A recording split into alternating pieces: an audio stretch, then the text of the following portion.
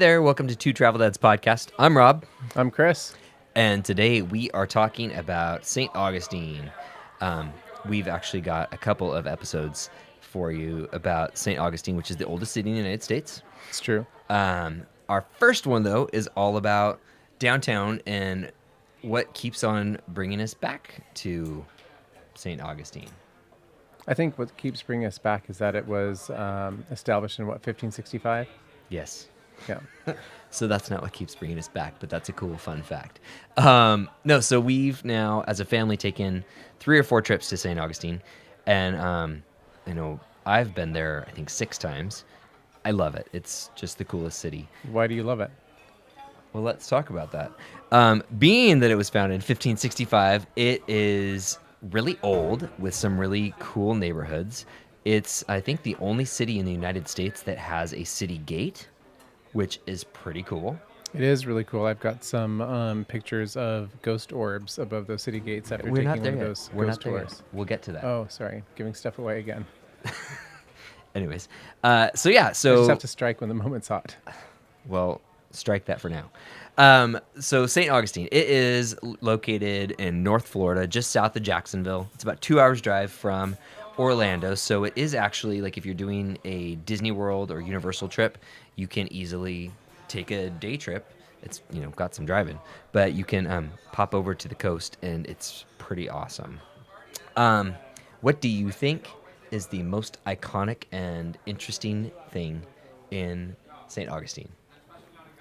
Well, it has to be the Castillo de San Marcos, I would agree. obviously. I think it's one of the oldest structures still standing. Yeah. So, gosh, I can look it up real quick. When did they start building? They start building the Castillo de San Marcos in, hold please, 1672. So that is not exactly 300 years ago, but yeah, no, it is 300 years ago. What am I talking about? It's almost 400 years ago. Woohoo! It's really cool. So it is, I call it the pirate fort, even though it wasn't a pirate fort, it was a military fort. It is a really cool place where you can go and see living history, and there's tons and tons of cannons that are awesome. There are some, do you remember what those, the guard towers were called? I call them lookouts. Lookouts, but that is another special name. Anyways, check the show notes to find out what they were called. Anyways, it's really, really cool. It's part of the National Park Service. It is the icon of St. Augustine. You can't miss it. It is right smack dab downtown. Whether you are visiting via the water or driving into town, you're going to see it. You can't miss it. That is our top pick for if you're going to only do one thing in St. Augustine. I wonder if it's a bastion or a No, sentry a bastion tower. was something else. No, it's like a guardy. I think it might be a sentry tower of the old fort at St. Augustine. But the guy dressed up like an old Spanish soldier called it something else. Well, Anyways. I guess we'll have to check the show notes. We'll have to check the show notes because I think we are going to have And a Google. disagreement, or we can Google it. Anyways, the Castillo, favorite cool thing. Moving right along though, the big thing is that say it's Sebastian too. Sorry, yeah, the interior of the San Carlos Bastion lookout tower at the Castillo de San Marcos National Okay. Park. I don't know. I'm just finding lots Fine, of references. just put your phone away because it's not helpful. I want to move on from the Castillo. Can we move on? I think we can, except for the cannons are very cool, and what's really amazing about them is they're all original, and they have such a beautiful patina on them after being around for so many years out in the elements. So they're really amazing. The kids love to learn about them because they just have different size cannons that can be used, and the rangers are really great about telling you about their different purposes and uses. Okay, we're gonna move on. I can edit that out later. There's no reason to edit out a patina. That word has a use I know it sure in the right situation. It sure does. Anyways, so St. Augustine is a really cool city to visit with kids. It's cool as an adult, especially if you're into history. But with kids, it's extra neat because of things like the fort, the Castillo, and that pirate and treasure museum, which after several attempts, we finally made it through with the kids. The first attempt ever was horrifying and a tiny bit embarrassing. There was a lot of screaming and tears. Where we and just ran through we literally ran through with and a like screaming child on our shoulder. yeah, we were pushing through people trying to get out because kids were screaming. And anyways, it's actually really cool, and it's where you can see the original Jolly Roger flag, the Skull and Crossbones flag, and lots of cool film stuff from the Goonies. And what else did they have? Oh, and Pirates of the Caribbean. Duh. Yeah, Pirates of the Caribbean, lots of different pirate themed Yeah. films. Lots of cool stuff. But What I liked, and I think what the kids like too, is that you can light a fake cannon, basically. So there's a couple cannons inside, and you can light them and have them explode, which nothing makes like it a having good a jump. cannon explode inside and shake your chest because that's fun. But no, super cool. That's one of the best things to do in St. Augustine with kids, for sure. But right next door to it is also the Colonial Spanish Quarter, which, if you're into loud things exploding, musket demonstrations. We've gotten to have a couple of them, and blacksmith demonstrations. Lots of loud things that kids love. Well, and again, what's so cool about all of these different places is that they're so close to each other. So when you go to the Castillo, it's just a short, like 2-minute walk or something right to the Pirates Museum, and then from there, it's just another short walk right to the Living History. In fact, the Pirate Museum is on Fort Alley. That is its street because it's directly across. It's across the street. Yeah. And all of this is located right off of St. George Street. That's the main walking thoroughfare in St. Augustine. It is not cobblestone. It's brick. And the thing that makes it so cool, and we learned this on the Colonial Quarter tour, was it used to be when people would build their houses, you couldn't enter the house from the street. You had to enter a courtyard, and then you could enter a house. So St. George Street is just, it's a lined, how would you describe it? The street is lined with walls. Lined with buildings. Well, it's lined with buildings, but there's walls with windows. So it's, I don't know, it's just... Well, because there's gates there, so you have to access basically the little courtyard to gain access to the homes and the businesses back there. So as you're walking through, that's how you access all the different structures and things like that. And So that's it's pretty neat. actually one of the things that makes a lot of the restaurants and shops super cool, and we'll get to restaurants too, is that they all have great courtyards for outdoor dining or sitting and enjoying a beverage, because that's how it was built back in the 1600s. But then also the city burned down in 1702. So it was all reconstructed in 1702. So nice new construction that is beautiful. So, but with St. George Street, you started to talk about it for a second there, and then I made you stop. Have you been on St. George Street at night? Oh yeah, I took a ghost tour, and got to go down St. George Street through the cemetery, by some of the old churches, and through the city gates, and learn a lot about the history in the area and some of the places that people feel are haunted. Did you see any ghosts? I did not see them. However, I guess my camera captured pictures of them at the city Spectral gates. photography. Because that's a new Google camera feature on the Pixel. No, it's not. No, I'm just kidding. They just have astrophotography. Okay. But no, just some orbs that were captured, and I was told that could be potentially spirits. They were not there when I was looking through the camera, but they were there on the picture. Good times. By the way, we're recording this on Friday the 13th. So that is not related to any of that, but that's not a movie about spirits, is it? No. Never mind. Okay. Moving right along. Somebody hasn't seen the movie. I'm never going to see that. So would you recommend doing the Ghosts and Gravestones tour? Oh, I totally recommend doing the Ghost and Graves. Was it Gravestone? Graveyard? What was it? Ghosts and Gravestones. Ghost and Gravestone tour. I Ghosts. would highly recommend that. And I think there's also another one where you stop by pubs. There is a ghostly pub crawl. I think that one would also really be amazing. I didn't do that one. If you get a little bit drunk and then you're walking through the town, do you think you would see more spirits? Potentially. Interesting. Kind of, opens up your horizons a little bit. Okay.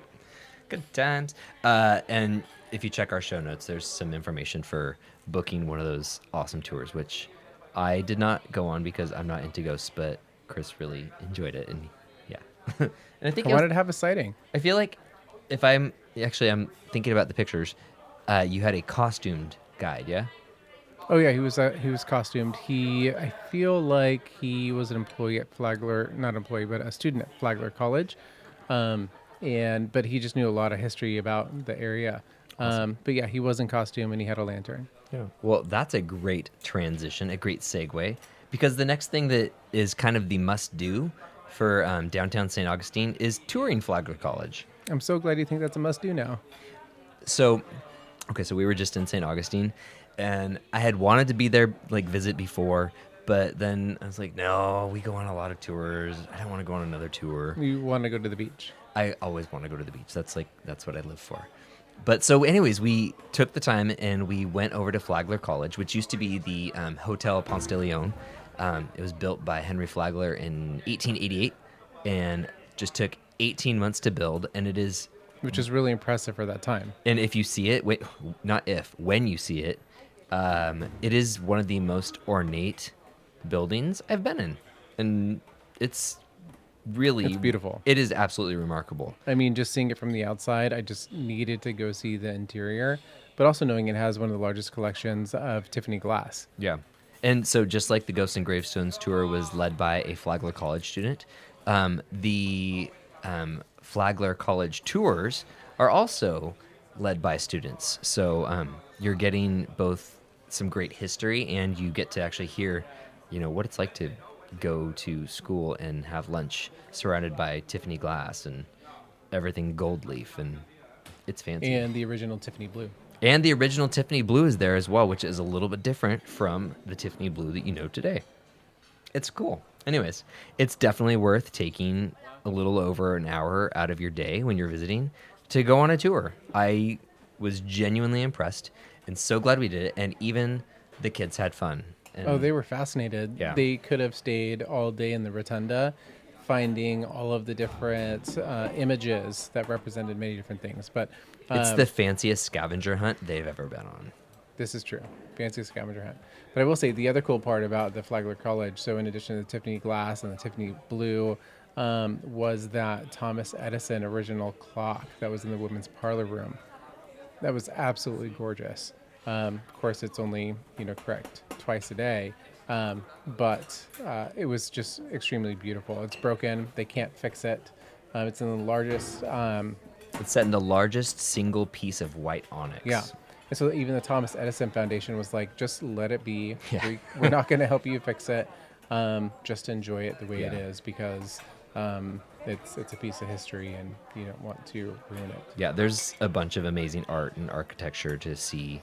And directly across the street from Flagler College, I can't speak. Flagler College is the Leitner Museum, which again, it used to be another hotel, and at the Hotel Alcazar, now it is this beautiful museum with an awesome cafe that is sunk down into the old swimming pool, and yeah, if you're gonna be doing Flagler, you can just walk across the street and do the Leitner as well. Good times. A couple other quick things to hit up while you're in St. Augustine. The first one being the old jail. It's just outside of downtown, not like very far. You could walk there if you wanted to. It's right next to Ripley's, believe it or not, which I'm not going to tell you to go there necessarily. We didn't go. But the old jail is pretty cool, and I think it was pretty darn creepy. It has everything from ball and chain to stocks to cages that people were kept in. Well, lots of people were hung there. Yeah, they tell a lot of stories about hangings. Well, it's part of the ghost tour too. Oh, see, there you go. St. there- Augustine is really cool, but it's also There kind of is creepy. well, there's a lot of history. We're going to a have to lot of promote things this happen there. podcast around Halloween when everybody's looking for creepy things. Good times. And also next to the old jail is the original, the one and only Fountain of Youth. No look on his face right now. Well, I drank it. You got older. Still have gray in my beard. I know. But they have I don't think it's supposed to really. make you younger. I think it's supposed to help prolong your life. Oh, I was gonna say if also maybe it helped me be very giddy about the beautiful peacocks that I saw there. There were peacocks everywhere. There's peacocks in the trees all There was an around albino us. peacock there. A peacock. A peacock. Yes, there was. Anyways, it's another cool spot to do. You can get to the Fountain of Youth and basically every sort of site in the downtown area on a trolley tour. So they've got a couple different companies who run trolley tours. There's the Old Town Trolley Company, or trolley tours. There is the Red Train, which is operated by the Fountain of Youth. Yeah, so a couple different options. You can catch them, hop on, hop off. Instead of doing the double-decker buses, they've got trolleys. So it's an easy way to explore all over St. Augustine. And there's more info about that in the show notes. So if that's something you want to find out more about, pop over to there. But I know that was fast, and we actually covered a lot of cool things to do directly downtown. We've got a couple other podcasts coming up with information about the beaches and other cool historic sites in the area. But the reason we sped through that is because Chris really loves to talk about food. And yeah, now we're going to give some recommendations for our favorite foods that we've eaten in downtown St. Augustine. What do you want to talk about first? I think I really enjoy it, and we've been there a couple times now. There's the Taberna del Caballo, which is off St. George Street. Really great Mexican restaurant. They've got wonderful Is it Mexican or is it Spanish food? Oh, I guess it could be Spanish food. It is Spanish food Sure. with Cuban notes. Cuban notes. I didn't catch on those, but they have great sangria and margaritas. And this last time that I was there, I had a very delicious salad. But the food is very fresh. It's very delicious, and it's in this beautiful courtyard. The courtyard's actually a part of the Colonial Quarter. That's right, because you can hear the musket fire. Yep. But I don't have the menu pulled up in front of me. I wish I did, but you can go check it out. But I highly recommend going there. The food, as I mentioned, is very fresh, very delicious. Yeah. Great flavors. For being lot smack of- dab in the middle of a tourist area, it's fantastic and not what you would expect. Well, and you get value, I think, for what you spend. Yeah. And which you don't always get when you're going to a very tourist destination in a place that you think you might get like Disneyland food. Yeah, no, this was absolutely fantastic. And across the little St. George Street from that was the Spanish Bakery. We hit up that right before we left on our last trip, and it was awesome. It's literally is a small, tiny little house, and they sell empanadas and soup. And there were some other pastries there too, but the empanadas. Yeah, what? there are empanadas and soup, but of course for the kids they had The hot sausage dogs, rolls. those sausage rolls, and those were delicious. And of course the kids love them. Yeah. So they have something there for everybody, which I think is amazing. And I thought that the true winner. So I think what was it? It was a sweet potato turnover that I had, but they also have this really wonderful datil pepper sauce, which when you're in St. Augustine, It's everywhere. Yeah, datil peppers are the thing.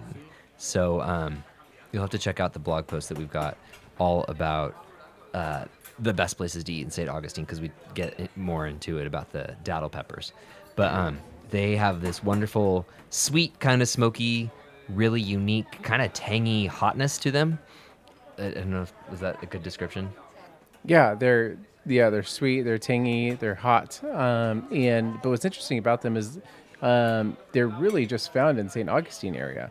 Yeah, I've never and seen really them. grown there. That's the one place where you'll find the datil pepper. Yeah, I've never seen them anywhere The else. majority is produced there in St. Augustine. And it makes it really special because the foods that you find in all kinds of different restaurants will often come with some sort of datil pepper sauce or datil peppers. Well, and it's even part of, I think it's part of the Menorcan culture that, Mm-hmm. first was, that were residents there in St. Augustine. You'll find it in the Menorcan chowders. There's datil peppers in it, but a lot of different datil pepper sauces. So a little bit more history that actually totally explains the food culture is that as the colonies were being settled both by the English to the north and then the Spanish in Florida and down in the Caribbean, A lot of indentured servants were brought over, including from the island of Majorca, and from Majorca they brought their Menorcan cuisine and everything, which it what's your favorite of? I think if what is it you get everywhere we go? You're always like, I want Chowder. Oh, it's the Menorcan chowder. That's what it is. It's just chowder. And Yeah. it's not necessarily clam chowder, is it? It's like mixed seafood kind of mixed media No, chowder. it's well, it depends. I'll just get the chowder because I love clam chowder or seafood chowder. And so I was able to try 3 different chowders this last time that we went, and they were all delicious. It's hard to pick a favorite. Do you remember what was your favorite? No, it was hard to pick a favorite because they were all delicious. Okay. But I had some at Meehan's. I had some at the Reef, and I think also at the Columbia, which is another Yeah. great restaurant there in downtown St. Augustine. Well, then let's talk about the Columbia because I love the Columbia. I've had lunch there, I've had dinner there, I've had drinks there. It's my favorite. I love their 1905 martini that is just like a straight up martini with like a fluffy Spanish cheese stuffed olive. It's delicious, and I could have lived off of that, but that wouldn't have been healthy. But I feel like when we went there for dinner this last trip, you had some sort of, it was like a platter that was a spattering of all kinds of Cuban food. Yeah, because it's definitely a Cuban restaurant, and what I did have had it was just a platter of all things Cuban, and it was very delicious. It gave me an option, it allowed me to try many different things. So it was, I think, La Completa Cubana is what it was. So it had some roasted pork, wonderful boliche, an empanada de picadillo, which was really delicious, some plantains. It had some yucca, which I found out I wasn't a really big fan of, but they're really delicious black Well, because beans and yucca is rice. almost just kind of like potato, yeah? But I guess some people really like it. So, but I'll always give something a try, and yeah, even though I might not like it.